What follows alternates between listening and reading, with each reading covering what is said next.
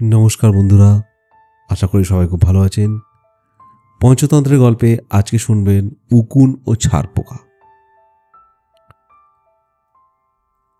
এক রাজার ছিল এক চমৎকার বিছানা, সাদা ধপধপে দুটি চাদর বিছানো। তার ফাঁকে থাকতো এক উকুন, তার নাম মন্দ বিসর্পিনী। ধীরে ধীরে চলে আর বলে এই নাম। রাজা ঘুমিয়ে পড়লে সে তার রক্ত খেত, সুস্বাদু রাজরক্ত। এভাবে চলছিল তার দিন মহাসুখে। একদিন সেখানে এলো এক ছারপোকা, তার নাম অগ্নিমুখ। কামড়ে বিষ তো, তাই তার নাম অগ্নিমুখ।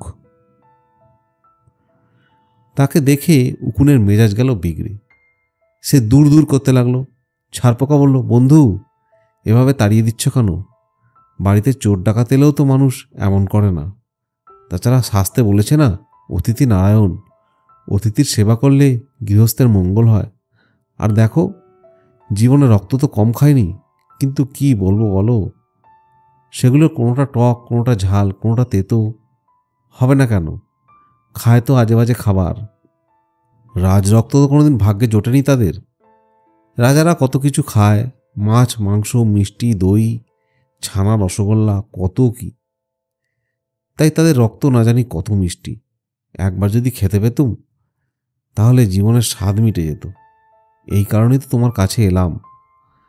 আর দেখো, জিভের স্বাদ কাঙাল আর রাজা সবাইকারই সমান। এই স্বাদ মেটানোর জন্যই তো সবাই কাজ করে, দেশে বিদেশে যায়। তা না হলে কে আর কাজ করতো, কে কার ভিত্ত কিংবা বশীভূত হতো। তাই এই শেষ বয়সে তোমার বাড়ি এসেছি এই শেষ ইচ্ছেটা পূরণ করতে। অগ্নিমুখের কথায় উকুনের দয়া হলো। সে সব কিছু ভুলে তাকে বন্ধু হিসেবে গ্রহণ করল। তবে সতর্ক করে দিয়ে বলল, বন্ধু, মনে রেখো, রাজামশাই ঘুমিয়ে পড়লে তখন আমি তার রক্ত খাই। তোমার তো আবার তস হয় না, জেগে থাকা অবস্থায় কামড় টামড় দিও না, তাহলে দুজনেরই মরণ নিশ্চিত। একবার খেয়ে দেখো রাজরক্ত, কি সুস্বাদু। অগ্নিমুখ মহা খুশি, আবেগজড়িত কণ্ঠে বলল, তুমি কিচ্ছু ভেবো না বন্ধু। আমি বাপ মায়ের দিব্যি করে বলছি, তুমি না বলা পর্যন্ত আমি মুখই খুলব না, দেখো। এভাবে দুজনের কথা হতে হতে রাজামশাই একসময় এসে শুয়ে পড়লেন। ভৃত্য প্রদীপ নিভিয়ে চলে গেল, কিন্তু অগ্নিমুখে আর তস রইল না। দীর্ঘদিন না খাওয়া না দাওয়া অবস্থা, তাই রাজার ঘুমানোর অপেক্ষা করা তার পক্ষে আর সম্ভব হলো না। এসেই দিল কামড়। রাজা লাফ দিয়ে উঠে ভৃত্যকে ডাকলেন।